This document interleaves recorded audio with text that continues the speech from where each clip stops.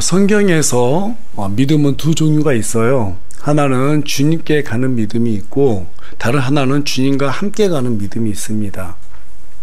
주님께 가는 믿음에는 행위가 필요 있어요? 필요 없어요? 필요하지 않습니다. 믿기만 하면 되거든요. 하지만 주님과 함께 가는 믿음은 행위가 반드시 동반되어야 합니다. 그래서 여러분, 성경에서 다 책 중에서 두 가지가 정면으로 다 부딪히는 성격이 완전 다른 책이 있다라면 그 책이 로마서하고 오늘 본문을 우리가 지금 보고 있는 야고보서예요. 로마서는 사람이 행위와 상관없이 믿음으로 의롭게 된다라는 점을 강조하고 있다면 야고보서는 행위로 그 믿음이 성취된다라는 것을 강조하고 있습니다. 그 믿음의 성취를 잘 설명해 준 내용이 야고보서 1장하고 2장, 우리가 지금까지 쭉 살펴봤던 그런 내용들이었어요. 그 주된 내용이 뭡니까? 바로 사람은 외모로 보고 그 사람의 믿음에 대해서 판단하지만 하나님께서는 외모를 본다 안 본다? 보지 않으신다는 거예요. 그래서 사람은 무엇을 보고 하나님께서는 그 사람의 믿음을 판단하느냐면 야고보서 1장에서는 고난을 대하는 태도를 보고 그 믿음을 판단하신다고 말씀하시고 계세요. 또 2장에서는 말씀에 순종하는 태도를 보고 그 사람의 믿음을 평가하신다고 그렇게 기록을 하고 있습니다. 그리고 지난주 우리가 특별히 살펴봤던 야고보서 2장에서의 주된 내용이 뭐였습니까? 믿음에도 행위가 없으면 그것만으로 그 믿음 어떤 것이라고요? 죽은 것이다. 죽은 것이다. 항상 믿음은 행위와 함께 일한다라는 거예요. 행위 없는 믿음 없고 믿음 없는 행위는 존재할 수 없다라는 사실입니다. 그리고 오늘 본문이 있는 야고보서 3장은 그리스도인의 언어에 대해서 기록하고 있습니다. 그리스도인의 언어가 그 사람의 신앙의 성숙도를 나타내는 그런 척도가 되어준다라고 말해주고 있어요. 우리가 일반적으로 사람들을 만나면 어때요? 그 사람이 말하는 것을 보고 그 사람의 인격을 가늠할 수 있잖아요. 그렇죠. 물론 다 알 수는 없어요. 하지만 말하는 걸 이렇게 들어보면 이 사람이 어떤 생각을 하고 있구나, 또 이 사람이 어떤 사람이라는 것은 대략적으로 파악할 수가 있습니다. 그와 마찬가지입니다. 신앙도 우리가 어떤 말들을 하느냐에 따라 가지고 그 사람이 어떤 신앙을 가지고 있다라는 것을 판별할 수 있어요. 이 세상은 하나님께서 말씀으로 창조하셨습니다. 믿습니까? 네. 그분의 아들로 태어난 우리 인간도 하나님의 형상대로 창조되었기 때문에 말에 힘이 있을까요, 없을까요? 말에 힘이 있어요. 힘이 있어요. 2006년에 물은 답을 알고 있다라는 책을 집필해서 전 세계에 주목을 받았던 일본의 에모토 마사루 박사는 물에게 어떤 말을 들려주냐에 따라 가지고 그 물의 결정체가 달라진다는 것을 보고했습니다.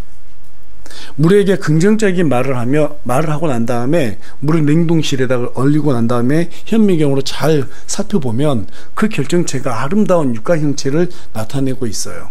천사라고 말하면 동그랗게 이렇게 너무 아름다운 결정체가 생기는데요. 다른 물에다가 악마, 마귀 이랬더니 이 물이 결정체가 흐트러지는 걸 볼 수 있습니다.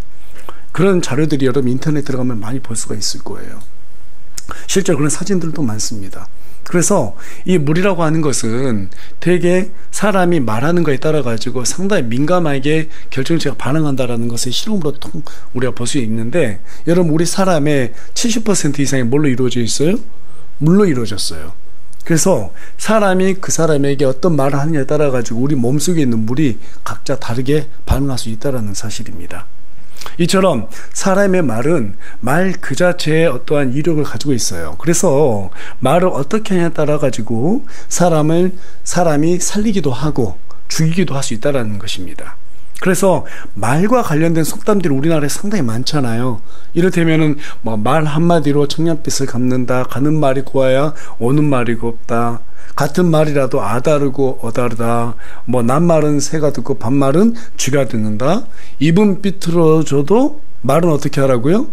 바르게 해라, 이런 말도 많이 하죠. 또 말이 씨가 된다, 발 없는 말이 천리를 간다, 여러 가지 그러한 속담들이 있습니다. 특별히 우리 그리스도인에게 있어서 말은 복음으로 이어져서 사람을 의로운 길로 인도하기 때문에 이 세상에서 가장 귀중한 도구 중에 하나예요. 우리 그리스도인의 입이 뿐만 아니라 이 세상 어떤 생물들 중에서도 유일하게 언어로 하나님을 찬양할 수 있는 존재는 인간밖에 없어요. 그런 이유로 사람들을 비방하는 말과 저주하는 말들을 함께 사용하면 하나님은 물론이고 하다못해 세상 사람들이 보기에도 그 사람들을 어떻게 평가하겠어요? 덕이 안 됩니다. 그렇죠? 하나님께 덕이 안 됩니다. 주님은 입으로 사람들을 실족하게 하면 연자 맷돌을 목에다가 매달고 바다에 빠지는 것이 더 낫다고 말할 정도로 이 말에 대한 중요도를 상당히 강조하고 있어요. 그래서 야고보는 말하는 것을 아주 조심해야 된다라고 오늘 본문이 있는 야고보서 3장 1절에서 12절의 말씀에 쭉 우리에게 알려주고 있습니다. 그래서 오늘은 말하는 것을 조심하라라는 주제를 가지고 저와 여러분이 함께 말씀을 나누기를 원합니다. 오늘 말씀 나눌 때 교회와 하나님의 사역을 위해서 말하는 것에 신중하기로 정말 신중해야 되겠다 이렇게 결단하는 그런 귀한 시간이 되기를 간절히 소망합니다. 예. 1절은 먼저 너희 가운데 많은 자들이 선생이 되려고 하는데 그렇게 하지 말라고 권면하는 내용부터 시작이 됩니다. 여기에서 선생은 주로 말씀을 가르치는 교사라든지 목사들을 가리켜요. 목사들의 입에서 나오는 말씀은 양날의 검과 같습니다. 때문에 목사가 말씀을 있는 그대로 잘 해석해서 잘 선포하게 되면 성도들이 하나님의 복을 받아 누리고 하나님의 의를 이루는 길로 걷게 되겠지만 잘못된 말씀을 잘못 해석해서 잘못 선포하게 되면 사람들이 마귀에게 도매급으로 넘어갈 수 있게도 됩니다. 그래서 1절은 설교자들이 더 큰 정죄를 받을 수 있다라고 우리에게 경고해주고 있어요. 얼마 전에 그 넷플릭스에서 나는 신이다라는 영상이 공개되어가지고 사회적으로 큰 파장을 일으켰습니다. 자기를 신이라고 주장하는 사람들이 있죠. 그 몇 사람이 있는데 그걸 보니까 JMS 정명석이라든지 그다음 오대양의 박순자, 아가동산의 김기순, 또 만민중앙교회 이재록 이런 사이비 교주들이 하는 말들을 한번 제가 쭉 들어봤어요. 어떻게 사람들이 저런 말에 속을 수가 있지? 어떻게 저런 말에 속을 수가 있을까? 이런 생각이 들 정도로 그들이 하는 말들을 다 들어보면요 정말 유치하고 비상식적인 말들이에요. 근데 여러분 제가 곰곰이 생각해 봤어요. 왜 속을까? 왜 저런 비상식적인 말들에 속을까? 여러분 그게요 비상식적인 것들이요 정상이 되게 하려면요 비상식적인 기적들이 필요해요.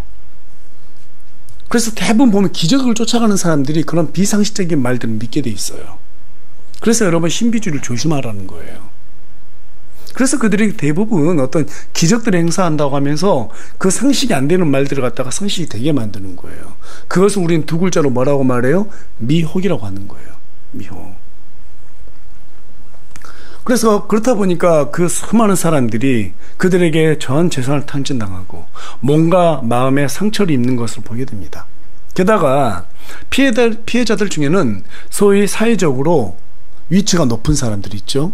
잘 나가는 그러한 사람들도 많습니다. 그렇게 똑똑하고 잘난 사람들이 왜 저런 사이비 교주들에게 속아 넘어갈까요? 여러분 그것이 바로 말의 위력이에요. 말의 위력이에요. 그래서 3절부터 6절에 가서 보니까 말이 어떤 위력을 가지고 있는지에 대해서 설명하고 있어요. 이것을 설명하기 위해서 3절은 우리 하는 이 말을 타는 말 있죠? 타는 말 입에 물리는 재갈로 비유했습니다.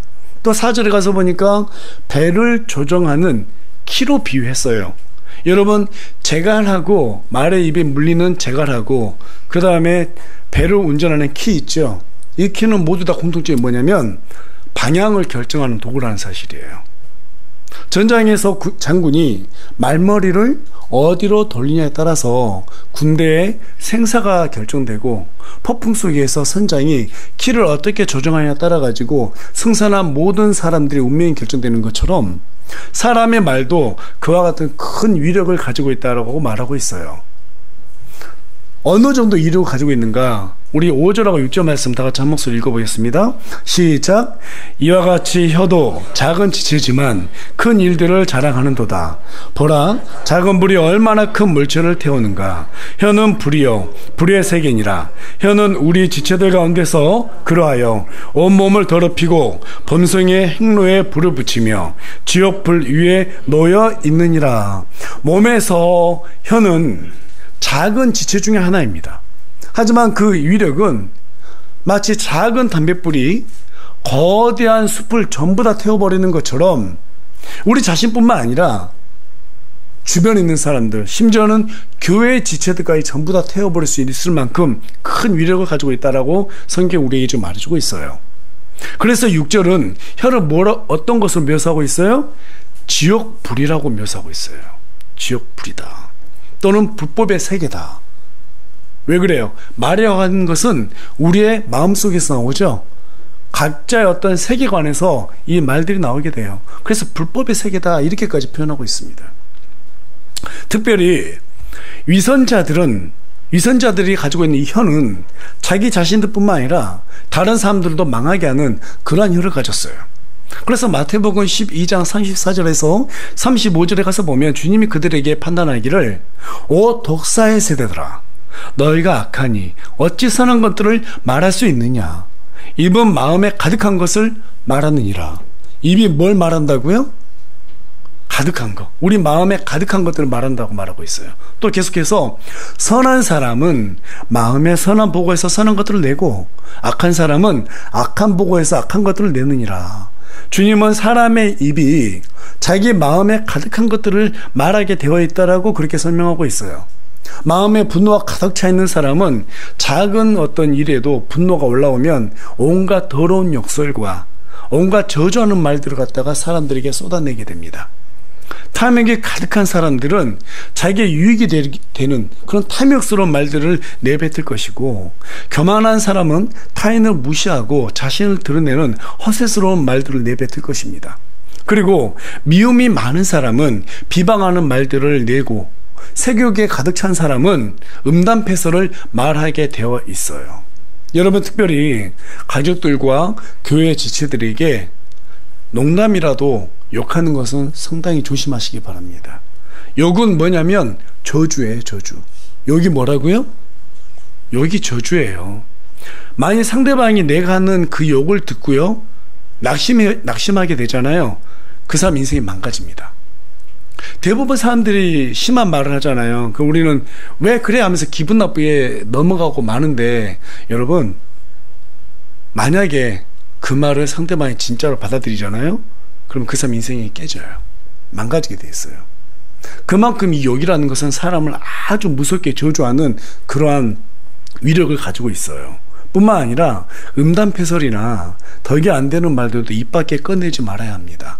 이런 유의 말들은 음란한 생각들을 품게 합니다. 또 사람들을 지치게 만들어요. 그래서 이런 말들을 꺼내지 않는 것이 상당히 중요해요. 그래서 성경이 베드로전서 3장 10절에서 우리에게 무엇을 요구하고 있는가, 우리 다 같이 한 목소리로 읽어보겠습니다. 베드로전서 3장 10절 말씀입니다. 큰 목소리 읽어볼게요. 시작. 생명을 사랑하고 좋은 날들 보기를 원하는 자는 자기 혀를 억제하여 악에서 떠나게 하고 자기 입술을 억제하여 교활한 것을 말하지 못하게 하며. 여러분, 좋은 날 보기를 원하세요? 예. 저는 정말 여러분들이 좋은 날들을 봤으면 좋겠어요. 네. 신명기 28장 2절에 기록된 것처럼 정말 하나님의 말씀에 순종해서 복이 여러분들 따라잡았으면 좋겠어요. 그것만큼 좋은 날이 없잖아요. 그렇지 않습니까? 정말 좋은 날 보기를 원한다면 우리의 혀를 억제하라고 말하고 있습니다. 또 악에서 떠나게 해서 우리의 입술을 억제해서 교활한 것들을 말하지 말게끔 하라는 거예요. 이 구절을 보니까 어떤 생각이 드냐면 하나님께서 우리의 말을 다 듣고 계신다는 거예요. 무슨 말을 하는지 다 듣고 계신다는 거예요. 우리 안에 누가 계세요? 우리 안에 주님이 계시죠? 그 주님이 우리 하는 말들을 전부 다 생생하게 듣고 계신다라는 거예요. 그리고 어떨 때 시편에 가서 보면 악인들을 우리 하나님께서 비우신다고 그러잖아요. 우리 하나님을 믿음에도 불구하고 우리 입에서 교만하고 교활한 말들을 하게 되면 하나님께서 우리를 갖다 낮추기 위해서 그러한 환경을 여신다는 거예요. 우리 각자가 삶 속에서 문제 없는 사람이 어디 있어요? 저도 문제 있고 여러분도 다 문제 있습니다. 맞죠? 예, 기도거리들이 다 있을 거예요. 왜 하나님께서 그런 기도거리를 주냐면요, 우리를 낮추기 위한 그런 작업이에요. 예. 주변에 있는 사람들 다 기도해 줘야 됩니다. 하지만 그 환경을 여신 것은 하나님이세요. 그렇다면 각자가 그것을 놓고 기도하셔야 돼요. 그리고 하나님께 납작 엎드리셔야 돼요. 우리가 하나님 앞에 납작 엎드릴 때 우리의 입에서 어떤 말이 나올까요? 어떤 말이 나올까요? 회개하고. 정말 제가 그 어려운 일을 당해보니까 나중에는 기도를 어떤 기도만 하고 있냐면 살려달라는 기도밖에 안 나와요. 주님 살려주세요, 살려주세요. 다 잘못했어요. 싹싹 빌더라고요. 근데 그렇게 하나님께 모든 걸 기도하면 진짜 하나님께서 다 들으세요. 우리가 신앙이 어떨 때 성장하냐면 하나님께서 내 말을 듣는구나, 이것을 인정했을 때 신앙이 성장하게 돼 있어요. 그럴 때 사람이 기도하게 돼 있어요. 믿으십니까? 여러분들의 숨소리까지 하나님께서 다 들으세요. 우리가 신음하는 소리까지 다 들으세요. 우리가 어떤 생각으로 말하는지도 하나님께서 다 아세요. 우리가 누구에게 어떤 말을 하느냐도 다 아세요. 다 들으세요. 그리고 그 사람에게 좋은 날을 줄지, 아니면 그 사람이 깨닫도록 하기 위해서 나쁜 날을 줄지, 그것을 하나님께서 선택하신 분은 바로 하나님이시라는 거예요. 우리가 정말 좋은 날들을 보기 원한다면 우리의 혀를 억제해야 되는 것입니다. 우리 입술을 지켜야 되는 거예요. 그래서 하나님 앞에서 우리가 의로운 사람으로 그렇게 드러나기를 소망합니다. 이제 7절에 따르면 사람이 말로 온갖 짐승을 길들였다라고 그렇게 말하고 있습니다. 실제로 여러분 돌고래쇼나 서커스에 가서 보면 코끼리, 사자, 호랑이, 고릴라와 같은 이런 맹수들이 훈련사의 말에 따라 가지고 하는 것을 보게 되잖아요. 저는 그러한 것들을 봤거든요. 그래서 7절에 기록된 말씀처럼 과거에는 사람이 말로 이 맹수들을 길들였다라는 게 믿어져요. 그런데 8절은 아무도 길들일 수 없는 게 있다고 말하고 있는데, 그것이 뭐라고 말하고 있어요? 우리 인간의 혀라는 거예요. 혀는 아무도 능히 길들이지 못한다는 것입니다. 이 말은 혀가 맹수보다도 더 무서운 이력을 지니고 있다는 것을 우리에게 알려주고 있는 거예요. 그걸 길들일 수 있는 사람은 우리 자신밖에 없다는 것입니다. 다른 사람이 길들일 수 없다는 거예요. 특히 6절에 기록된 바와 같이 혀는 본성에 불을 붙이는 그러한 특성들을 가지고 있다고 말하고 있습니다. 이 말은 한 번 분노를 품은 사람이 혀를 잘못 사용하기 시작하면 여기 불이 붙는다는 거예요. 그래서 화가 막 더 올라온다는 거예요. 여러분 그런 경험 해보셨죠? 누구하고 이렇게 다투기 시작하잖아요? 한번 말하기 시작하면 그때부터는 어때요? 불 붙는 것처럼 계속 더 화가 더 커지지 않습니까? 그래서 8절에 기록된 대로 그 혀에 다스릴 수 없는 악과 사람을 죽이는 독으로 가득 차게 된다라고 우리에게 지금 말해주고 있는 거예요. 여러분, 그래서 우리가 성내는 것을 주의해야 됩니다. 한번 성내기 시작하면 그 혀는 제어할 수 없을 만큼 우리가 의지와 상관없이 그냥 막 저주하는 말들로 엇나갈 수 있기 때문에 그렇습니다. 종종 제가 우리 둘째 녀석한테 화를 한 번씩 냅니다. 이번 주 금요일 날도 제가 좀 나무라긴 했는데, 화장실과 얘 방에 들어가면 속에서 막 뜨거운 것이 쭉 올라와요. 어떻게 이렇게 살지 하는 정도로 한 번씩 올라옵니다. 요즘 이제 깨끗하게 잘 치우는데요. 한 번은 좀 심하게 좀 화를 낸 적이 있어요. 그랬더니 우리 좀 미안해서 가서 아빠가 좀 심했다, 미안하다, 이제 이렇게 얘기를 했거든요. 그랬더니 기회는 이때라고 생각했던지, 아빠 왜 화내요? 화내면 더 화를 내게 돼 있어요. 그래서 저는 화 안 내요. 이런 얘기를 하더라고요. 혼 안 나는 방법도 여러 가지다 라는 생각을 싶었습니다. 그러면 화 안 나게 만들어 주든가 이렇게 말았는데요. 그런데 맞습니다. 사람은 한번 화를 내기 시작하면요, 그 화가 식어질 때까지 화를 내게 돼 있습니다. 뿐만 아닙니다. 그동안 품고 있던 모든 감정을 다 쏟아내게 돼 있어요. 심지어는 수십 년 묵은 감정들까지 다 끄집어내기도 합니다. 저희 식구들 얘기를 하게 되는데, 저희 어머니는 지금도 아버지에게 화가 나잖아요. 그러면 꼭 끄집어내는 레파토리가 있어요. 수십 년 전까지 다 끄집어내요. 예. 몇 년 전에도 시골에 내려갔는데 그날 아버지한테 뭔가 서운한 일이 있었던지 제가 오니까 우리 어머니의 레파토리가 또 한 번 시작됐습니다. 니네 아버지가 어떤 사람인 줄 아냐? 너 태어난 날 미역국 끓인다고 할머니가 소고기 사오라 했더니 술 먹고 돼지고기 사왔단다. 그 덕분에 나 너 낳고 소고기 없는 미역국 먹었다. 니네 아버지가 그런 인간이에요. 그러더라고요. 그뿐인 줄 아냐? 네 고등학생 때 엄마 생일이었는데 엄마 선물을 사오기는 고사하고 영철네 아빠랑 둘이서 월급 탔다고 그 월급에서 절반은 스카우스로 쓰고 왔단다. 니네 아빠가 그런 아빠요 하면서 이렇게 얘기하는 거예요. 그리고 내가 이 말은 안 하려고 했는데 네 중학생 때 네가 애지중지 키웠던 강아지 있잖아. 그거 교통사고로 죽은 거 아니에요. 네 아빠 몸보신한 거예요. 니네 아빠 그런 인간이에요. 저는 그렇게 어머니 입을 통해서 30년 만에 우리 진돌이의 죽음의 비밀을 그날 알게 됐습니다. 예. 뿐만 아니라 현은 항상 내 이익과 내 자신을 변호하는 데 서두르는 그러한 특징이 있습니다. 이 부분을 잘 길들이지 못한 사람을 우리는 성숙한 사람이라고 할 수 없겠죠. 그렇다면 우리는 왜 이 혀를 잘 길들여야 할까요? 9절은 한 혀로 아버지 하나님을 찬송하면서 하나님의 모양대로 창조된 사람을 저주한다라고 말하고 있습니다. 이것은 상당한 모순이기 때문에 10절에서는 뭐라고 말합니까? 결코 그리 되어서는 안 된다라고 우리에게 지금 말해주고 있거든요. 교회에서 예배 시간에 하나님을 사랑합니다. 거룩하게 온 마음으로 찬양해놓고 예배 끝나자마자 옆에 있는 형제한테 막 화내면서 비방하고 저주하고 그런다면 그 얼마나 심각한 사람이에요. 그렇지 않습니까? 우리 교회는 그런 사람 없어요. 그런데 다른 데는 있더라고요. 그렇게 앞에서 막 특송도 하고요 해놓고 예배 딱 끝나고 밥 먹는데 막 옆에서 이간질하고 진짜 그런 사람이 있어요. 예. 그런 사람들 보면 야 정말 어떻게 저럴 수가 있을까? 그 특송을 하면은 예배 시간 특송하잖아요. 듣기가 싫어요. 은혜가 될까요 안 될까요? 안 돼요. 특송을 좀 안 했으면 좋겠더라고요. 근데 꼭 그런 사람들이 이상하게 또 특송하는 걸 좋아해요. 예. 사람들과 다 싸우고 앞에 특송해봐요. 사람들이 다 욕해요. 앞에 나와서 특송할 때. 예. 그래서 여러분 특송 함부로 하지 마세요. 우리 교회는 특송 잘 안 시킵니다. 예. 그렇잖아요 여러분.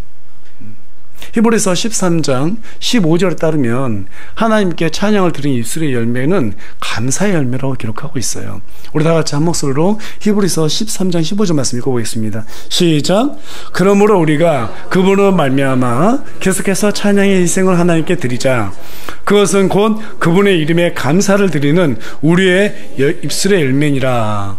저와 여러분이 진심으로 하나님을 사랑한다면 어떤 일에도 감사가 끊이지 않도록 해야 됩니다. 감사가 끊어진 사람은 절대로 하나님을 찬양할 수 있을까요 없을까요? 진심으로 찬양할 수가 없어요. 형식적인 찬양밖에 안 됩니다. 주께서 베풀어 주신 은혜에 대해서 감사가 먼저 회복이 되어야지만이 하나님을 찬양할 수 있어요. 그렇게 해야 이 두 마음을 정리할 수 있단 말이죠. 하나님의 은혜를 감사하는 찬양 올려드린 뒤에 지체를 저주한다고 생각해 보십시오. 믿지 않은 사람들마저도 정상으로 생각하지 않을 것입니다. 불평은 감사를 잃어버릴 때 생겨납니다. 반대로 감사하면 불평은 떠나가게 돼 있어요. 이거 여러분 정말 중요한 영적인 원리예요. 다시 한번 말씀드립니다. 불평은 감사를 잃어버릴 때 생겨나는 법이고 반대로 감사하면 불평이 어떻게 된다고요? 떠나가게 된다고요. 이건 상대적이에요. 상대적. 감사와 불평은 각자의 어떤 의지대로 우리가 선택하는 것입니다. 여러분 어려운 일일수록 강한 의지가 필요한 법이에요. 그래서 우리가 어려운 일이 생길 때 더 강한 의지를 가져야 합니다. 불평이 습관이 되면 거기에서 헤어나오는 것은 정말 쉽지 않아요. 악순환의 고리가 계속해서 연결이 됩니다. 감옥에서 불평하기로 유명한 한 수감자가 있었다고 합니다. 이 사람은 긴 수감 생활을 마치고 드디어 추록을 하게 되었습니다. 추록하는 것까지는 좋았는데 문제는 감방에서 나오고 보니까 오갈 데가 없는 거예요. 그래서 하는 수 없이 수도원을 찾아가야 되었다고 합니다. 그래서 거기에서 수도원장에게 저 좀 받아주세요 라고 그렇게 간절하게 요청을 했는데 수도원장이 한 가지 조건을 달았다고 그래요. 내가 당신을 받아주는 대신에 이 한 가지는 꼭 지켜야 됩니다. 우리 수도원은 침묵을 수양하는 수도원입니다. 그래서 5년 동안 한마디도 해서는 안 됩니다. 5년 뒤에 딱 한마디만 할 수 있습니다. 그것을 받아준다고 그러면 내가 당신을 받아주겠어, 이렇게 말했다고 합니다. 그리고 5년이 흘렀습니다. 이 사람의 첫 마디가 뭐였냐면, 음식이 맛이 없어서 먹지를 못하겠어. 이게 첫 번째 말이었답니다. 이제 더 이상 말을 못 하잖아요. 이제 또 5년이 지났습니다. 5년 지난 다음에 이제 딱 한마디를 할 기회가 생겼습니다. 그 기회가 뭐였냐? 그 마디가, 한마디가, 잠자리가 너무 불편해서 잠을 잘 수가 없어. 그리고 또 5년이 흘렀다고 합니다. 그리고 그때 했던 마지막 말이 뭐였냐면, 더는 못 살겠어. 네. 15년 동안 했던 말이 뭐였어요? 음식 맛없다, 잠자리 불편하다, 더는 못 살겠다. 예. 여러분, 불평했던 사람의 그 습관은요, 어디 가질 않아요. 15년이라는 시간을 말 않고 지냈으면, 내가 무슨 말 해야 되지? 이런 말을 생각할 법 하잖아요. 그런데 주구장창 불평하는 말만 15년 동안 생각했다는 것밖에 안 되잖아요. 예, 수도원장은 불평한 그 사람을 갖다가 쫓겨냈다고 합니다. 아니, 어떻게 여기에서 15년 동안 무건수원을 했는데 불평하는 것밖에 안 나오냐는 거예요. 불평을 품고 있는 한 사람은 변하지 않습니다. 교회를 10년, 20년, 아니 100년을 다녀도 변하지 않습니다. 불평이 많으면. 불평은 예수님 한 분만으로 만족하지 않기 때문에 생겨나는 것이기 때문에 그렇습니다. 불평이 많은 사람은 감사의 은혜를 소유할 수가 없어요. 조금만 기쁨이 없으면 방전된 배터리처럼 힘을 잃어버립니다. 죽은 고목나무처럼 감정이 메말라 버립니다. 쫓기는 죄인처럼 평안이 없습니다. 은혜는 오직 감사함으로 나아갈 때만 충전이 되는 것입니다. 믿으십니까? 때문에 하나님께 감사하는 사람은 감사의 열매를 맺고, 불평이 많은 사람은 불평의 열매를 맺을 수밖에 없어요. 절대로 감사와 불평을 둘 다 입에 달고 살 수가 없습니다. 그리고 특히 우리 그리스도인들은 불평과 은혜를 동시에 함께 누릴 수 없다, 이 말입니다. 그래서 11절이 뭐라고 말하고 있어요? 우리 다 같이 11절 말씀 읽겠습니다. 시작. 샘이 같은 곳에서 단물과 쓴물을 내느냐. 12절 말씀도 읽겠습니다. 내 형제들아, 무화과 나무가 올리브 열매를 맺을 수 있느냐? 혹은 포도나무가 무화과를 맺을 수 있느냐? 그와 같이 어떤 샘도 짠물과 민물 둘 다를 낼 수 없느니라. 여러분, 우물에서 짜릿짠 바닷물이 나올 수 있을까요? 나올 수가 없어요. 바닷물에서 민물이 나올 수 있을까요? 없어요. 또 계속해서 무화과 나무가 올리브 열매를 맺을 수 있겠습니까? 불가능합니다. 또 포도나무가 어떻게 무화과 열매를 맺을 수 있겠어요? 불가능하죠. 만약 무화과 나무에서 올리브 열매가 맺힌다거나 혹은 포도나무에서 무화과 열매가 맺히게 되는 일을 우리가 보게 된다면 우리는 그것을 아주 괴상한 일로 여길 것입니다. 그와 같이 그리스도인이 하나님을 찬양하면서 동시에 형제를 저주한다면 그 또한 하나님 앞에서 아주 괴상한 사람이 되는 거예요. 지금 이 얘기를 하고 있는 겁니다. 우리는 이 괴상한 일들을 우리도 모르는 사이에 얼마나 많이 행하고 있는지 몰라요. 사도 바울이 말했잖아요. 율법이 탐욕이 죄라는 것을 알려주지 않았다면 우리는 탐욕이 죄라는 것을 알지 못했을 것이다. 우리는 너무나 평안하게 이러한 것들이 죄인지도 모르면서 살아가고 있잖아요. 근데 오늘 말씀에서 분명히 얘기하고 있지 않습니까? 우리의 입이 뭐 하는 도구라고요? 하나님을 찬양하는 입술이라고요. 그러한 도구라고요. 그런데 그 입에서 어떻게 형제를 저주하는 말을 할 수 있냐는 거예요. 하나님 보시기에는 그거는 절대 있을 수 없다라고 지금 말하고 있는 것입니다. 우리도 모르게 의식하지 않으면, 이런 말씀들이 우리를 찌르지 않으면 우리는 양심의 거리낌 없이 교회에서는 하나님 찬양하고 밖에서는 사람을 저주한단 말이에요. 그런데 오늘 이 시간부터는 그렇게 살면 안 된다는 것입니다.